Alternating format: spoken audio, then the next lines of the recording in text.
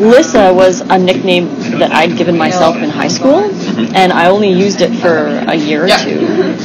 It didn't really catch on, I guess, but I loved it so much. And then no one else called me Lissa.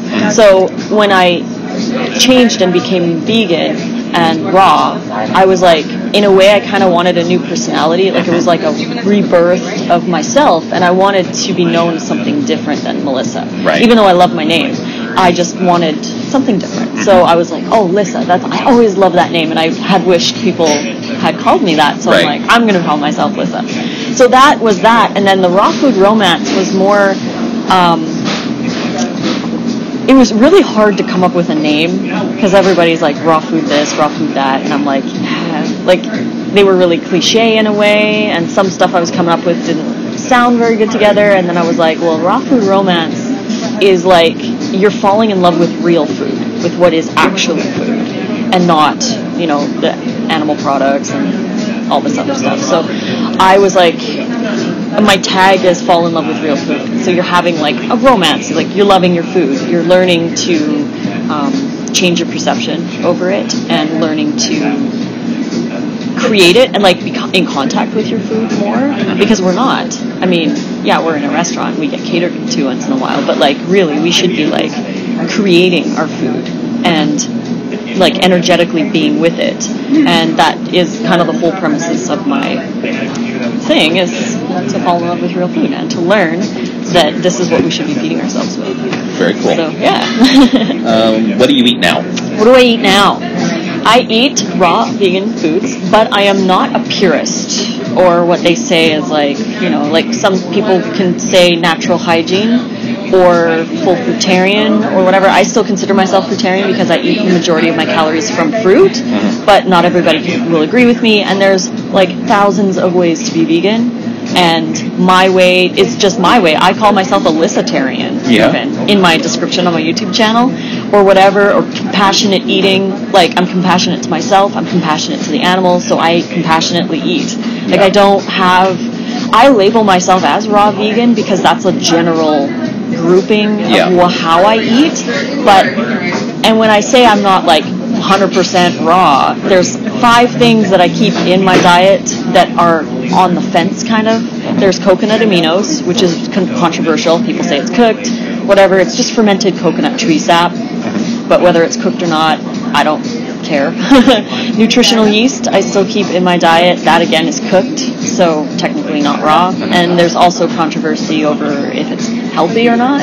I've seen studies both sides, so I don't know. Then there's cashews, which are cooked as well, because they're heated at high temperatures to get that black toxin off. Okay. Yeah, so they're all cooked. But cashews stay in my diet, and I don't mind eating them. Some people don't want to. You can use sunflower seeds in place. Yeah. They work pretty good without changing the flavor too much. It's a little nuttier, but whatever. If you don't want to do cashews, you don't have to. Maple syrup is another one that I keep in. For 3 years, I didn't do maple syrup because it's heated at high temperatures, and I was so against eating maple syrup, and I don't know why I was against that, but I still kept cashews and nutritional yeast and everything else in, and I was like, well, it was one of the only 2 things that I missed from back in the day was the flavor of sesame oil and the flavor of maple syrup. Okay. Those are the only 2 things that I really wish that I could have more of on a raw diet. So I was like, well, if I allow cashews, maple syrup I will allow too. But what do they cook with maple syrup? What do they do to it? They actually heat it to really, really high temperatures to get it into a syrup form. Otherwise, it's just water. Yeah. Okay. So yeah, it's just in the processing. And so I'm like, whatever. It's not the end of the world if I have a little maple syrup. And the last one would be herbs and spices, which can be controversial as well, especially in the natural hygiene world, where they don't believe in taking any quote-unquote stimulants because they're stimulating for the body, like cayenne peppers, like any hot peppers, garlic and onions and all of that, they stay away from. But I keep them in my diet because it makes so much more variety of foods that I can eat. And these 5 things keep me raw. So what was the 5th thing? Herbs and spices. Oh, herbs and spices. Yeah. Okay. And some spices are actually dried at higher than raw temperatures, right? So higher than 100 degrees? 115 Fahrenheit. Okay. Yeah. It's 115 to 118. It's around 40 to 50 Celsius. So basically what would die in the sun, in the heat outside, you know, it technically, that's the basis of raw food, is that you don't want it to be dead, basically. Yeah. So we heat it right up to that sun-warmed temperature. Like if you picked a mango off a tree that's been sitting in the sun all day, it's going to be nice and warm. Right. So we want it to be the sun-warmed temperature, but nothing above that. So like I'll like do things like last night, for example, I marinated broccoli, mushroom, onion, and red peppers in coconut aminos and some other ingredients, and I marinated it in a bowl in my dehydrator, which is sun temperature. And so I dehydrated that. You could put it on your counter with a mesh sheet over it or whatever, in the sunshine for up to 3 hours. And then it tastes almost cooked, like the textures, because it gets softer and it's nice and warm, and you can put it over a salad or noodles or something like that. So that is something that I like to do to mimic the cooked food stuff, if you want to have like, you know, that kind of thing. But yeah, so I do eat a raw vegan diet. So most of the time my diet looks like this. First thing in the morning I wake up and I have lemon water, and like about a liter of it, and then I have fruit. So any kinds of fruit. I like to try and aim for about 800 calories to 1,000 calories worth of fruit in the morning, and it can be all at once or like kind of throughout the morning. A whole bowl of bananas and pineapples chopped up, or I make banana and ice cream, or I make a smoothie, or sometimes I just do juice. It just, whatever I want in fruit, I'm fair game, I just eat that right up until lunch. And then lunchtime is typically like I call it a fruiting vegetable salad. So it's vegetables, but they're like fruits. So obviously like peppers and cucumbers and tomatoes, those are all fruit. Okay. So, but I use them with a romaine lettuce or like a tender lettuce, butter leaf or something like that. So it's a light salad, and I use a really low fat or fat-free dressing. So normally it's my French dressing, which is just dates, garlic, apple cider vinegar, and lemon juice and smoked paprika. That sounds nice. Yeah, and blended that, I'll use like a cup of it on my salad, and then that's lunch. It's like really light. And then if I feel hungry between lunch and dinner, I always snack on fruit. I never, ever, ever snack on nuts or like dates straight. Okay. Nuts belong with the greens at dinner time. They're not meant to be used as a snack. Okay. And the reason for that, for me, I've done a lot of research on how the body uses fats, sugars, and proteins and stuff like that. And fat and protein are more building blocks. And they're not used for energy unless you're in a starvation mode. The body will pull it from the body to burn. Yeah. It doesn't use what you eat to burn. So if you're feeling really low and tired, you know, at 3 o'clock at work, and you're like, I'm just going to have a handful of nuts, that doesn't actually give you energy. They've tagged fat with like a radioactive material so that they can watch what it does in the body, and 100% of the time the fat that you consume is stored as fat. It's never used as energy. So we have this misconception that eating a handful of nuts is going to give us energy. It fills you up and it gives your body like hours to digest, because it takes a longer time to digest fats and proteins. So you have this like illusion of satiation and you feel like you have more energy, but you actually don't. The best thing to give your body is fruit, because the fruit is just immediately absorbed into your cells and burned as energy, whereas fat is stored as for later use, which most of the time never happens.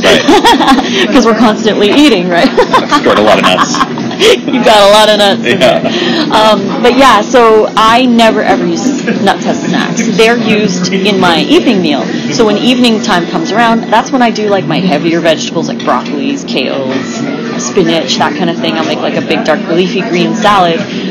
Or one of my raw concoctions, like I have like a raw chili, I'll make raw pizza, I'll make like that stir fry thing I did or whatever. But that's where the nuts go, because you need fat to absorb certain things from greens. Right. So it's more beneficial to have it with the greens so that you can absorb even more from the greens.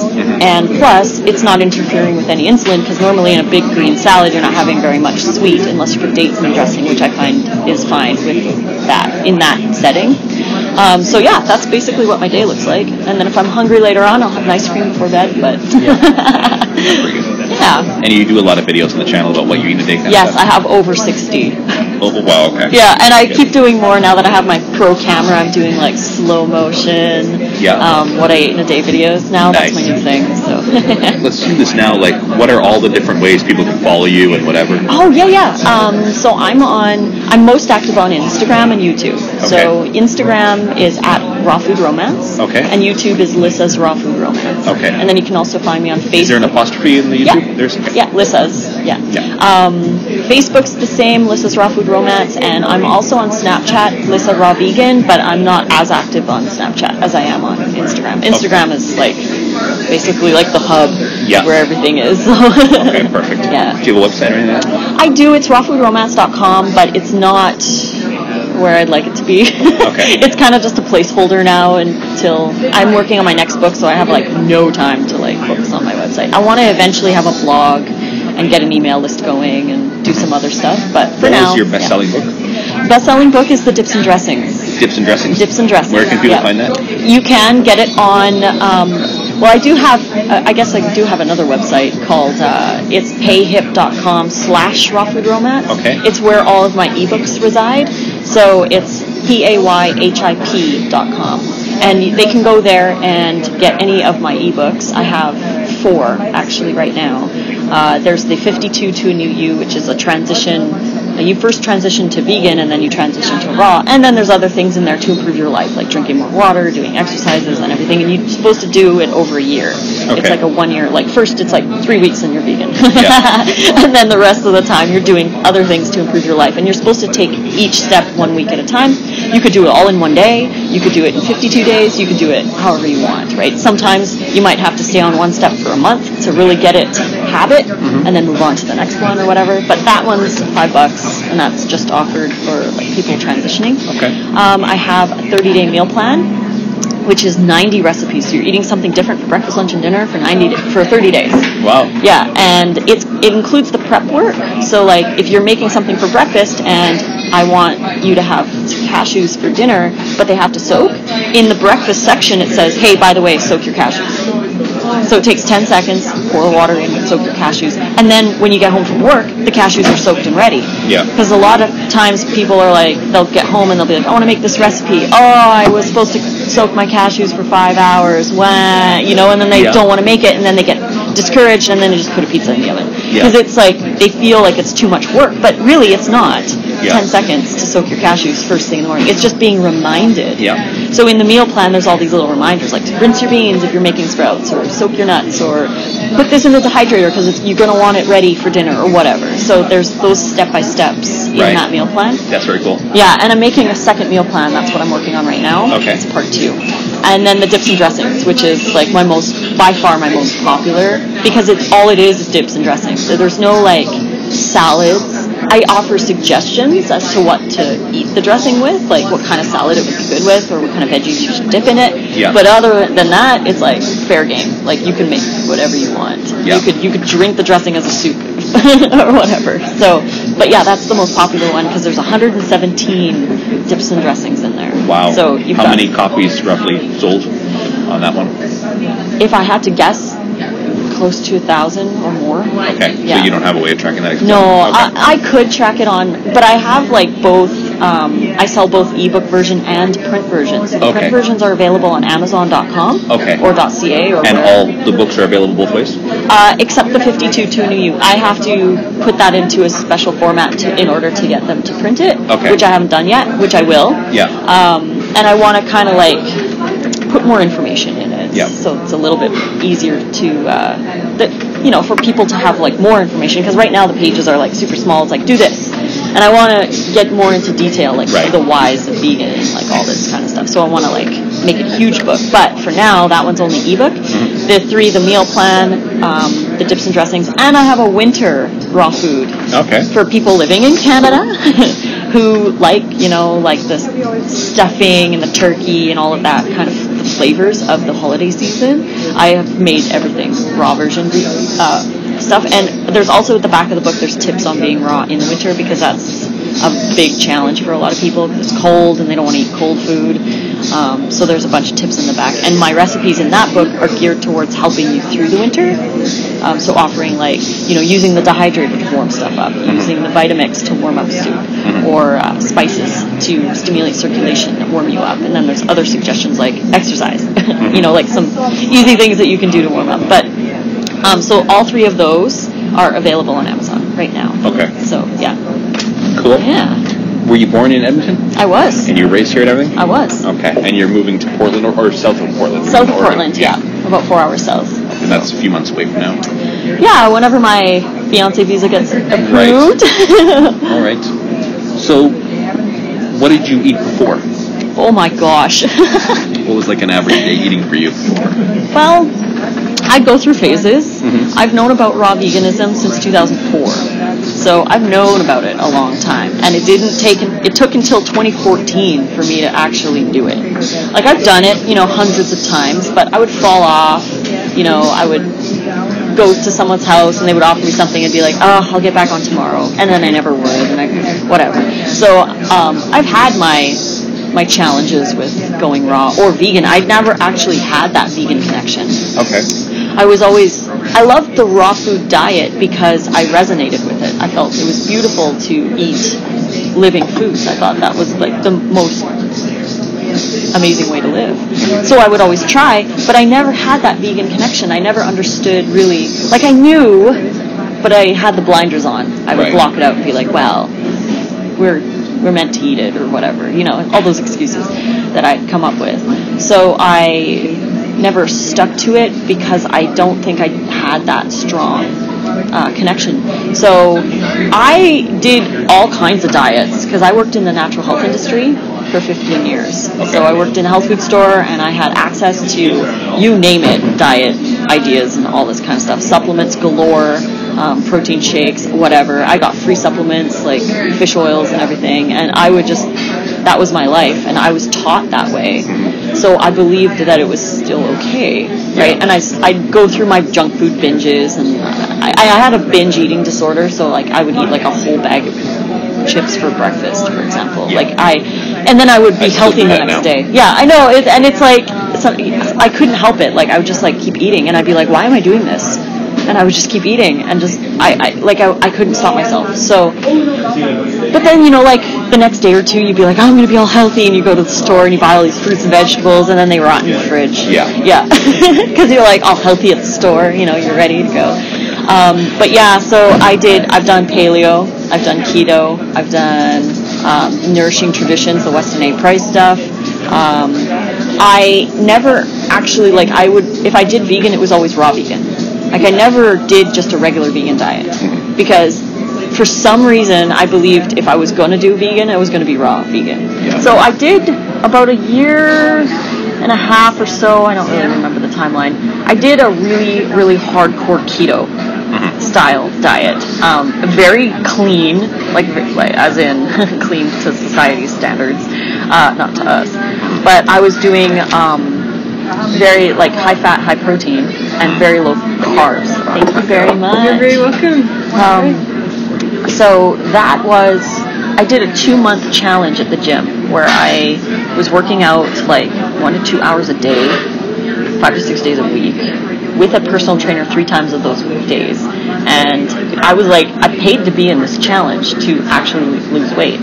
And she was looking through my journal every day, making sure I was eating properly, and I was there was no energy drinks, no sugar, no nothing, and the vegetables that I was eating was a cup of broccoli with my chicken at dinner. Yeah. I was very, very low fiber, but at lunch I'd have a little salad, but it was a cup of vegetables. It wasn't enough, and I was only eating maybe 1,400 to 1,500 calories a day, trying to calorie restrict, and I felt so horrible. I felt good because I wasn't eating junk. Yeah.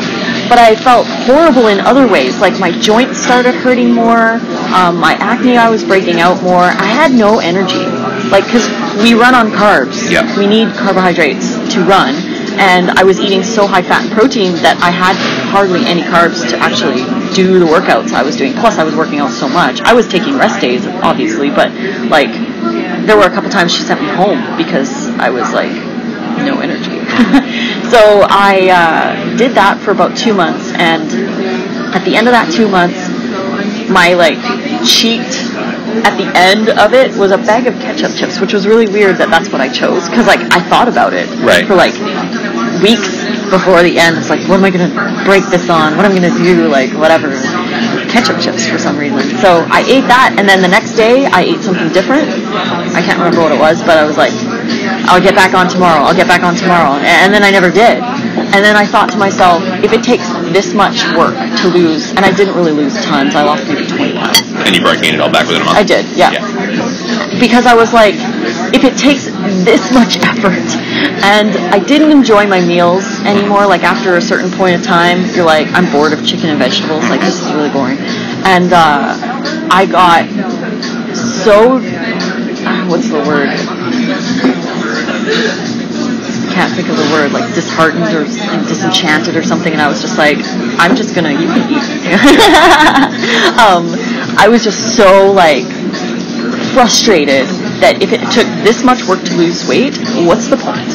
So then I was like all out. I ate whatever. I would eat like 4 pizza pockets for lunch, and I would eat a whole bag of chips for breakfast. I would go to the gas station and I would get like the country fried chicken with the potato wedges, and I would eat a whole cup of sour cream. And like I ate like the worst. Candies for snacks, 1 to 2 energy drinks a day, plus coffees. Plus I was drinking a lot of alcohol like during the day, and then I would like hide it from my ex. And then I would have like 1, and I would be like, yeah, I just opened this before you came home from work, even though I had like 4 before he even got home. And then we would drink together at night. So I was consuming so much, I was gaining weight so fast because I was eating so many calories. It's like 5,000 a day. And I was like, I can't keep doing this, but I kept doing it, and I wanted to stop, but I couldn't. And I was like so addicted to this and everything. So the day before I went raw vegan, I had sweet chili heat Doritos for breakfast. I had candies for snacks. I had 2 energy drinks that day. And then I had the Kentucky Fried Chicken or whatever. It's not KFC, but it was the gas station version. Yeah. And the potato wedges with the sour cream. And then I had, I think, a chocolate bar or something for a snack later. And then I felt guilty at night. We had a pasta dish with sausage and tomato sauce, and I put some broccoli in it because I felt guilty that I didn't have any vegetables on it. Yeah. And it's like, and so that night at about 3 o'clock in the morning, I woke up with heart palpitations that I would get normally, like every single night. I would wake up feeling like I was having a heart attack because of all the caffeine and the sugar that I was eating. And so I felt like I was having a heart attack. And then I hated sleeping because I always felt this. It was literally like 6 days a week I would get this. Only 1 sleep would be good out of a week. And then I would lay in bed for the next hour thinking, what would it be like to actually die from a heart attack in the middle of the night? And then I couldn't get back to sleep because I was thinking about that. And then I'd have crappy sleeps. And then I would be like needing energy drinks to get through the day because I didn't sleep properly. And it was just a mess. So I woke up that morning, my joints hurt like so much that like at 34, I'm laying in my bed in the morning.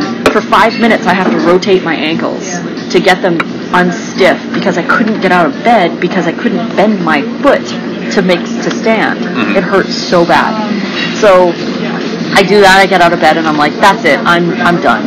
I can't do this anymore. I'm gonna die early. I'm almost 200 pounds. My face is like covered in acne and inflamed, and my digestion sucks and I hate my life. So I'm like, I'm going to do raw again. It was like always my go-to. I would always be like, I'm going to do raw.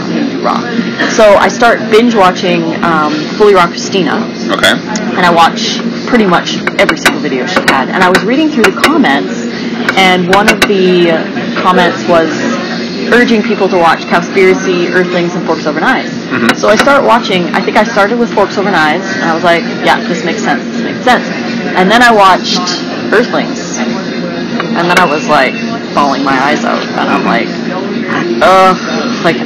and it wasn't that really that made me go vegan, because I already knew that kind of stuff went on. Like, I was in the natural health industry, so I knew that kind of, and everyone's like, free range this and humane this and blah blah blah. It was actually Cowspiracy that made me vegan. Really? Yeah, the environmental stuff. And I was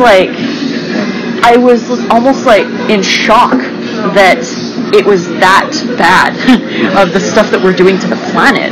And I was always an environmentalist as a kid. I would do like Kids for Saving Earth and like all that kind of stuff, like try and save the dolphins and everything. And I recycle and all this kind of stuff. And when I found out that like a burger patty is 60 showers, I was like, I couldn't believe it. So that's when I decided to be vegan. I was like, okay, well, now I don't have to be part of hurting them. And now I don't have to steal from them because I didn't know about the dairy thing. Because that's one of those, like, I don't want to say a secret issue, but, like, when you go vegetarian, like, I would eat vegetarian stuff and think I was so great because I wasn't hurting an animal by taking the meat, the dairy, right? You could have cheese on it or have some milk or eggnog or something for Christmas, and I wouldn't feel guilty because I didn't think it was hurting the animal. And I had no idea that dairy was hurting animals, and no clue. And that's one of those things that people don't realize, that it's actually more cruel almost to do dairy because it fuels the meat industry, and it's cruel, and it's actually, as a woman, we are enslaving the females of another species and taking advantage of the fact that they're women. Yeah. And to me, that was like, I'm like, I couldn't do it anymore. Eggs and dairy. It's all female enslavement. And I'm like, I disagree with that completely. So but yeah, it was Cowspiracy that really made me like, okay, this is how it is. But I never even had a concept of being a regular vegan. Like, I just was like, no, I guess I'm raw, because that was all I knew as being vegan. So I was like, okay, I'm raw vegan now. And it was so strong in me that I couldn't even fathom eating anything else. So on that day, September 12th, 2014, I became a raw vegan, and I've been raw ever since, 4 years. That's very cool. Yeah. I'm going to pause it there so we can eat. Cool. So, why you switched was the, like, feeling like you're having a heart attack every night, and being out of shape, and being overweight, and just feeling bad about yourself. So that pretty much, we covered that question already? Yeah. What changed since you switched? Okay, I lost 70 pounds. My acne went away. Like, I still get the random one here and there, but mostly either from stress or if I eat too high fat, I'll sometimes break out. Like, if I have, like, a cheesecake, I know I'll break up the next day. Like, one of those raw cashew ones, I always break out after those. So, like, I know my limits of certain things, but for the most part, it's, like, 99% gone. My hormones balanced out, my metabolism balanced out, my digestion is stellar, like, amazing. I hardly ever get gas or bloating or anything like that unless I sit for like 5 hours, like in a car ride or a plane ride or even at a restaurant. My mood's improved dramatically. I feel happier. I feel more connected to everything, basically. And when I changed over, I did do it for the animals and the planet and the health kind of all at the same time. But after I went vegan with that mindset, it was almost like the compassion and everything like blossomed from that and just became like, I don't know, like I said, more connected and more like in tune with what we're doing here on this planet. I became more focused. Like on the mission that I have to help people. I changed my career. I got out of a relationship that was not serving us anymore. I moved. Basically my whole life changed. I say like the day I went vegan was the day my life changed. My whole life, everything. So in a way it was a beautiful thing. Like, and that's another reason why I wanted to be rebirthed as Lissa, because now I have like a totally different life than I did the first half of my life. So yeah, that's awesome. Fun. Yeah. Exciting. How about other people you know that went raw vegan? What kind of changes have you seen in them? Oh my gosh, I've seen so much stuff. I haven't seen, but Nate's mother healed herself of kidney cancer by going raw. My friend, Texas Fruitarian, her name's Rebecca, she reversed her MS, and she was like bedridden Wow. And she's doing totally fine. She's 1 month less raw than me, so she's on her 4 year as well. I have a friend who had MS too, and she was like in serious trouble in the hospital like every 3 months or whatever. Yeah. And she didn't go raw vegan, but she went vegan, and I think she's like probably mostly raw, very healthy. Yeah. And she's fine. Yeah, I know. It's interesting how the body just needs... 5 years already without having to go to anything. That's awesome. Yeah. That's awesome. I believe things can be reversed. It's amazing. Like, I have also seen people transform their lives, get out of relationships, and that's one thing that I've noticed is like a kind of like a trend. When you go vegan or you go raw, people leave your life. Mm-hmm. And it's a combination of a whole bunch of things. Like, the relationship no longer serves you. Yeah. In the same way that it did before. You have a different belief system now. And I've been in a relationship with somebody who was eating meat, and it wasn't him necessarily that was causing the issues, it was the belief system clash.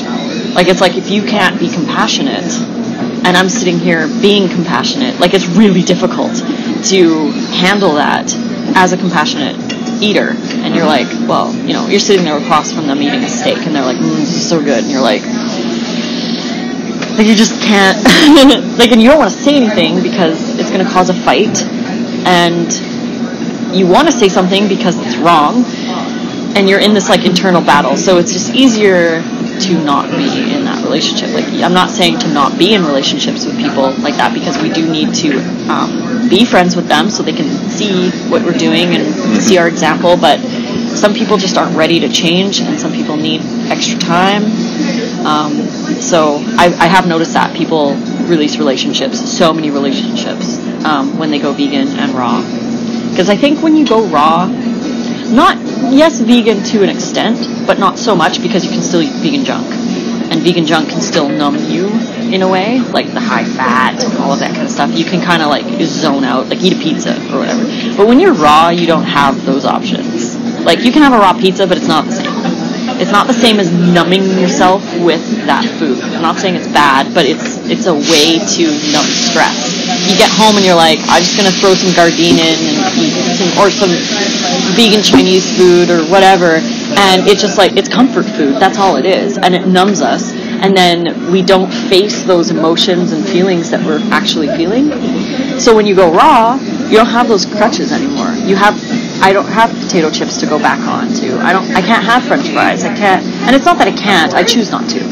So I choose not to have these foods, but because I choose not to have them, I feel things at a really deep level. And it's like, sometimes it's hard, and that can affect relationships as well. So, yeah, it's a whole world.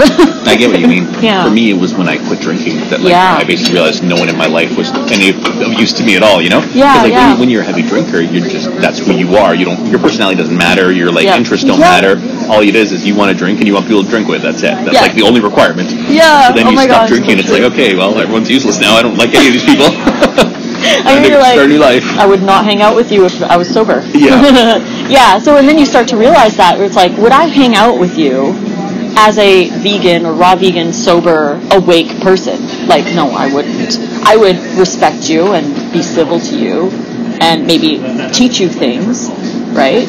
But I'm not going to, like, give you these seconds of my life that are so valuable to me, right? Like, I was watching Guru or whatever, and he had this, like, video on creating awareness, and how, like, because the question was, like, well, how do you create awareness? Like, how do you become more aware? Because we all want to be more aware, but it's like, well, how do you do that? And he's like, every morning you wake up, and the first thing that you should say to yourself is, I'm alive. Like, you check yourself and you're like, I'm alive. Like, I can live and breathe and walk today. And he said 1 million people, but it's not 1 million people. I think he was just using that number to say. But it's 150,000 people will die today. Every single day, 150,000 people die. And it's like, we take that for granted as like, oh yeah, I'll do stuff another day, I'll do this some other time, or I'll start my new diet in a month or two, or whatever. Like, we always put everything further down the road, when it's like, today's the important day, because you might not be here.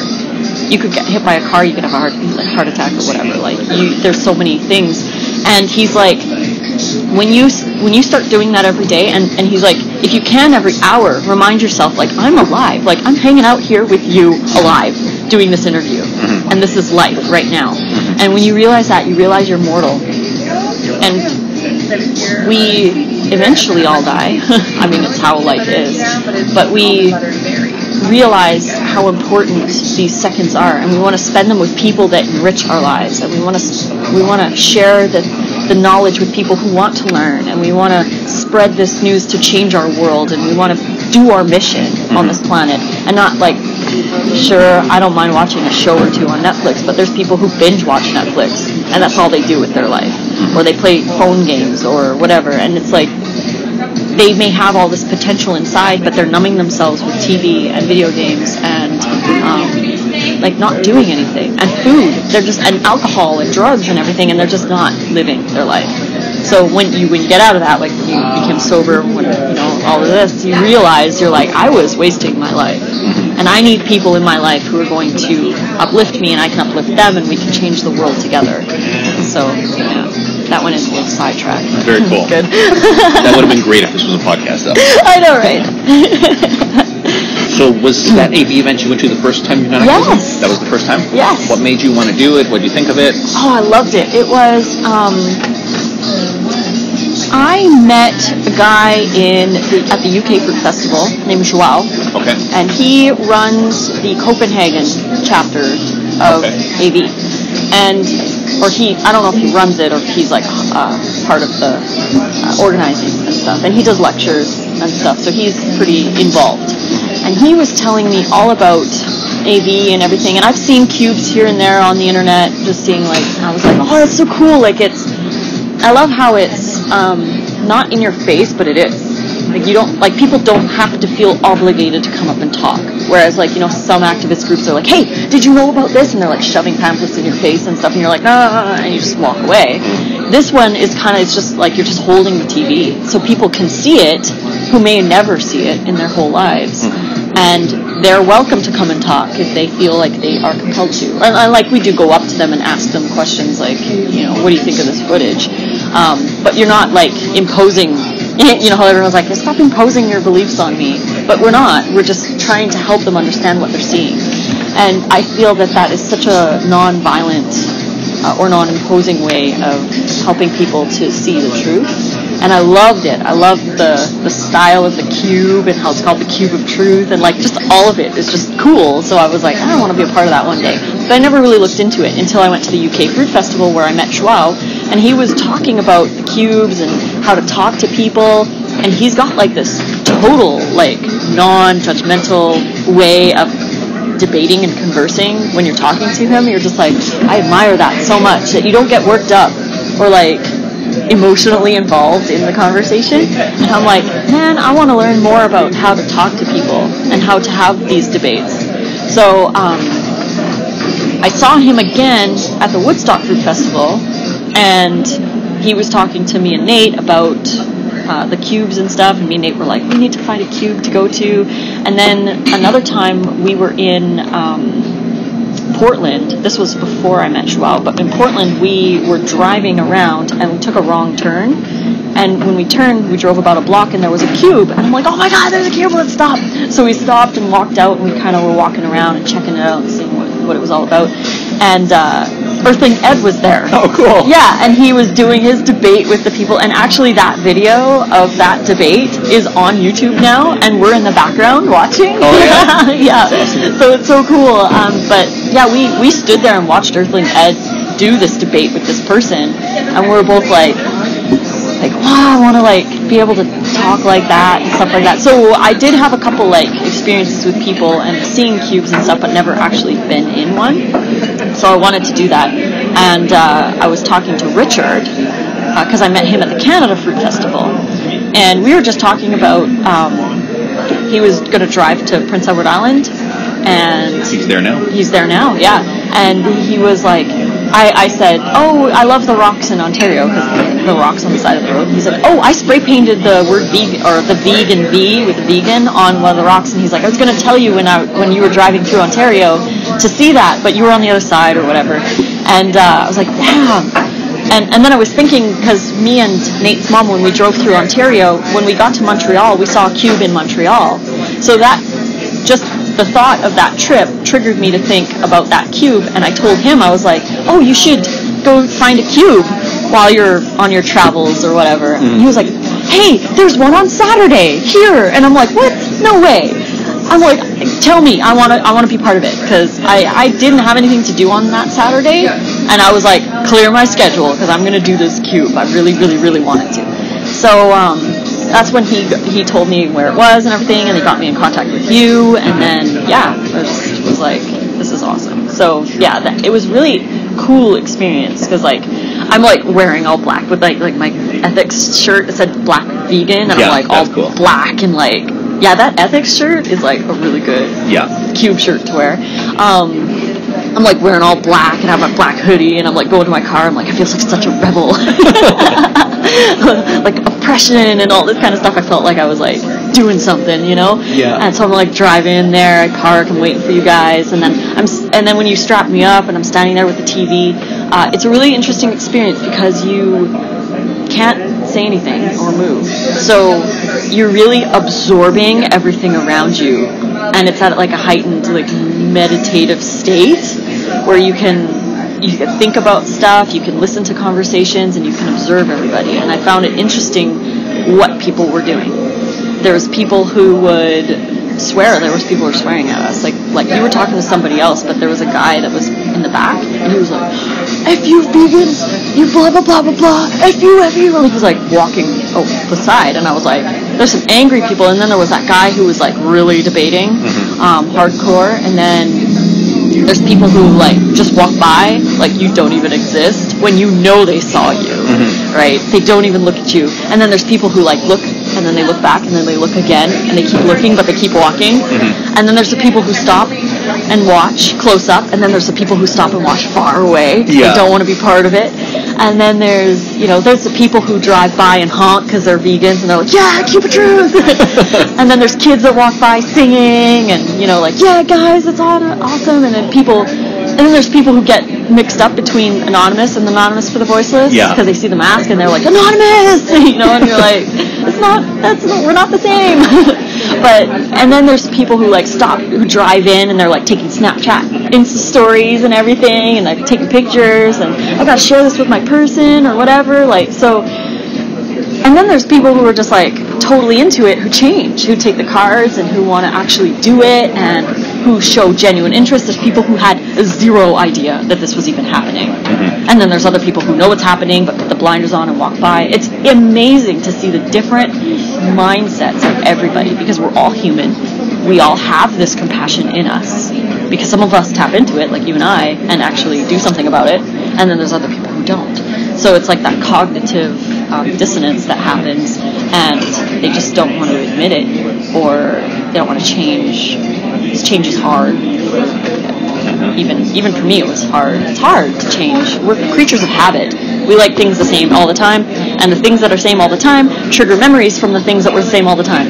Right. So we have all of these. Is something okay? Oh yeah, totally. These same habits, like barbecue hot dogs in the summertime for camping, steaks in the summertime, or like turkey at Thanksgiving. Like, these are all traditions that are only traditions because we've done them all the time. We can change the traditions. We have the power to do that, but people just don't want to change because they feel like they're going to lose part of themselves, but they don't. They actually find more of themselves when they become vegan. Right. So you become more connected. You become more in tune with who you are as a person, and you're more true to your own ethics. So, yeah, it's just interesting. So you were more drawn towards the Cube of Truth specifically than kind of activism in general? Yeah. You're not really interested in going and doing a PETA protest or something like that? Yeah, no, I'm always, I love the quote by Mother Teresa, who said she would never ever go to an anti-war rally, but she would always go to a pro-peace one.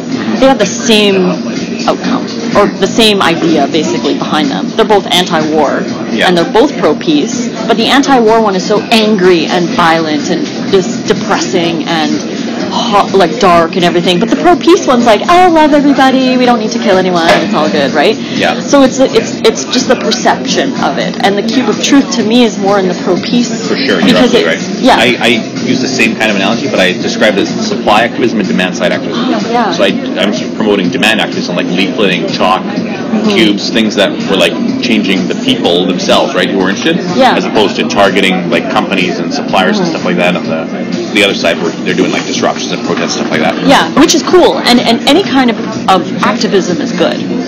Like, I know people who only donate to bigger companies that are doing activism and stuff, and that's awesome. But that's their preferred choice of activism.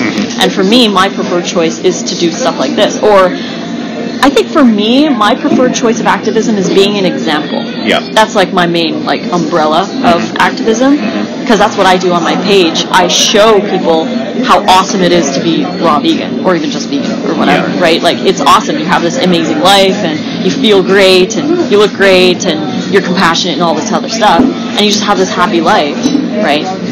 For the most part.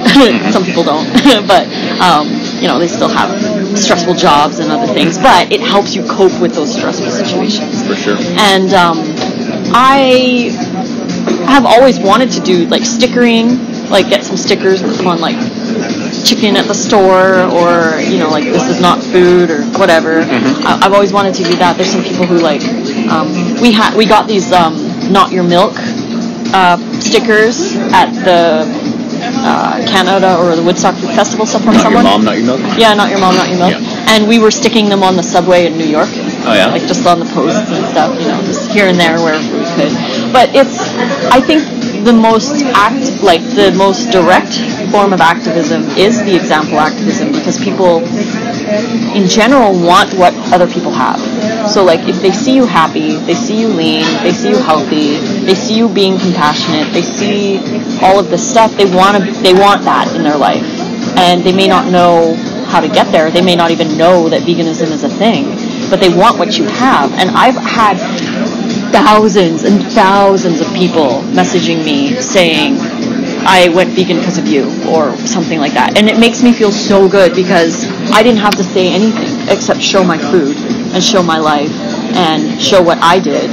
And I didn't even have to show them the footage or anything like that. They just went vegan because they saw my life and they saw my food, and they're like, I can totally do this. So it's cool to like be part of the cube too, and be on the street where people might not even know I exist, or whatever, on social media, or even know any vegans on social media in general, and they're just walking by. And it's funny sometimes, like, I was thinking, like, there's like the people who are walking by eating pizza or chicken wings or something, and they see the footage, and you can tell they're like, they want to hide their pizza. Because it's like, oh my god, I'm like, I saw this one video where the girls, there was like younger generation, they were like maybe like 18 to 20-ish, and there was a bunch of girls, and this guy was talking to them about it, and there was a screen, and these girls, like, this one girl was crying so hard because she was like, I just ate chicken nuggets, and she's like, and it was so powerful to see that she had made that connection, and was like, I can't do this anymore. So yeah, it's a really cool form of activism, and I think it's one of the best for me.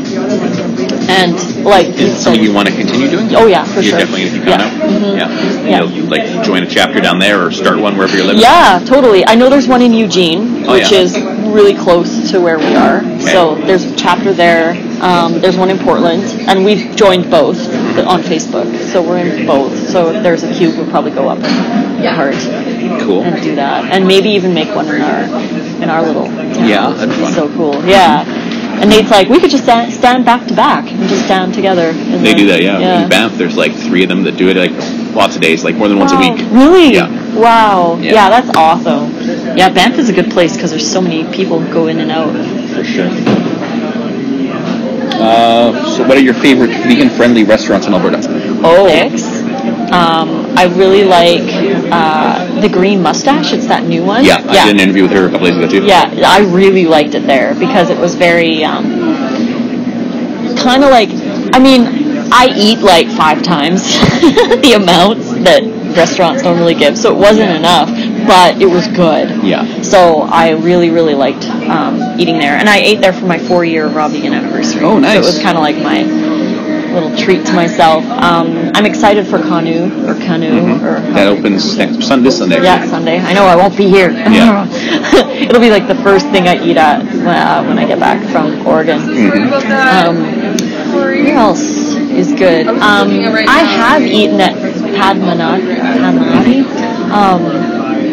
They, at the time that I ate there, they catered raw to us. Oh, they did? Yeah, so they made us all, like the ones that were raw, they made us special. Like they made us cucumber rolls and some other things, and, nice. and a pad thai noodle dish or whatever. I never actually ate there as before I was raw, so I never actually got to have any of their vegan fare. But that's probably where I would go if I was. Oh, really? Yeah, because I love like the Asian, Indian style stuff. That's one of my favorites. Like Chinese food was like my addiction. Oh yeah. Noodles. So that was a big one. But yeah, those ones so far are the ones I know of. Anyways. Yeah. Have you been any outside Edmonton? Been to like Raw Eatery in Calgary or Nourish in Banff? No, I know. I was gonna go to Nourish in Banff, but we were driving through and it was too late. They were closed. So I never got to go there. But I heard good things about that one. Yeah, it's tough because there's like not many that I personally can necessarily eat at. Like there's a lot of vegan places, but not always raw vegan. What about Glow? Do you eat a Glow ever? Glow, yeah, actually good. Yeah, thanks for mentioning that. You like that one? Yeah, I do like that one. I really like how they have the salad bar now, and you can choose. Oh, I haven't seen that. Oh my gosh, it's awesome. Like they no longer have like I think they might have salads in their fridge, but they don't do the takeout salads anymore. Okay. You make your own, kind of like Subway, where nice. you can like choose your veggies and choose your smarter. sauce, and it's like I can have whatever I want. That's great. And then it's by like amount of things you get. So it's like if you get like 5 things, it's X amount of money. If you get 8 things, it's this much. If you add this and that or the other thing. Yeah, so it's really cool now that they have that salad bar. So I've eaten there quite a few times. Like if I teach at Planet Organic, I teach classes there about once a month. I'll go to Glow for lunch. Oh, you do? After. You teach at Planet Organic? Yeah, I do. The one on the south side? The one on the south side. Yeah. Cool. And I'll be teaching there about once a month, except November, because I won't be here for November. But I teach there once a month, raw food classes, or like how to raw food in the winter, how to use raw food to facilitate detox, how to deal with raw socially, perceptions and mindset changes as a raw vegan. So, but you can always check their website in the events section. It always has the events on the website, so you can see. I probably won't put that in the article, but when I share it into the Edmonton vegan groups, nice, I'll perfect. Put it up. Thank you. That's awesome. Yeah, because and they have to call to register for the class, so that they make sure that there's not too many people in the class. But so, yeah, cool. Sweet. So what else? So I'm good. The only thing would be anything else on activism you could say, kind of related to the page. I think for activism, finding the kind of activism that you resonate with is really important. Because like I said, some people prefer to just be behind, and not go out there and be exposed to people and have, especially for people who have issues getting too emotional with it. Because when you're doing a cube, you want to be as level as possible, like zen. You want to be just like, you don't want to get emotionally involved, and you don't want to get angry, because it is a topic that's really, really passionate for us. Like we are like, I mean, sometimes it can get really frustrating when you're talking to somebody who just doesn't get it, and you don't want to come across as being mean. So people who have issues with debating or who feel uncomfortable doing it should probably either just stand in a queue or find some other kind of activism to do, like stickering, even like online stuff, because you don't have to you can think about what you say before you say it. If someone wants to do something like that, or even just doing like what I do online, is just sharing the vegan life and sharing recipes and ideas and teaching people about it and everything. But I think, like I said, for me the cube is like one of the best, because you get kind of all of it. Aside from the donation part, you get all of it. You get to be silent, and you get to be like not part of the conversations. You get to learn from the outreachers who are talking to people. You get to talk to people if you feel comfortable enough to do that. You feel empowered because you're out there doing it. And I don't know, it's just fun. It's fun to connect with other vegans, like because we go out after and have like dinner and stuff, and that's really cool. We talk and make new friends, because that's like one of the number one things I hear. It's like, there's no vegans in Edmonton. It's like, yes, there are. You have to find them because they exist. And the thing is, too, is that all vegans say that. They're like, but there's like no one here. And everywhere in the world they say that, like, it's so hard to be vegan here. Yeah, and it's like, no, it's not. It's hard to be vegan anywhere. Yeah, I know, you can be vegan. Unless you live in the Arctic, you're fine. Yeah, totally. It's so true. Or like, my one friend, she was working in like this town in Saskatchewan that was like almost like way up like by the Northwest Territories, like so high up, and a bag of grapes was like $15. Yeah. And like there's reserves where like a watermelon's $80. Yeah, exactly. So like it's almost impossible. Yeah, it's not possible everywhere yet, but like 99% of the places you can be vegan, and if you're in a city, even easier, right? Yeah. Like there's no excuses, and I don't like to use the word excuses, because excuses, I was actually talking to some of the outreachers at the Cube, and I was like, instead of using the word excuse, because people get really defensive with the word excuse, because then they're like, I'm not making excuses, because excuses is like, well, it's a cop-out, basically. But if you use the word justification, it's a lot easier to swallow, right? You're like, well, that's not justifiable. And they're like, oh, yeah. But if you say that's not an excuse, they're like, well, they feel like more like you're picking on them if you use the word excuse, but justification is a little bit more tolerable of a word to use. But there is no justification not to be vegan in this day and age. Like, you can. And going to a Cube, you can make like 20 new friends all at once, like in one night. And you're like, and you get to all eat vegan food together and talk about the experience, and it's so much nicer to do it that way than trying to reach out to like the one vegan person, hoping that you connect with them. And it's much nicer to be in a group setting. Just different people every time, and always new people. And always like making new friends. Five new ones at that one. That was fun. So it was pretty cool. Yeah. Cool. I'm good, unless you want anything else to run in there. No, I think we're good. You're good? Yeah. All right.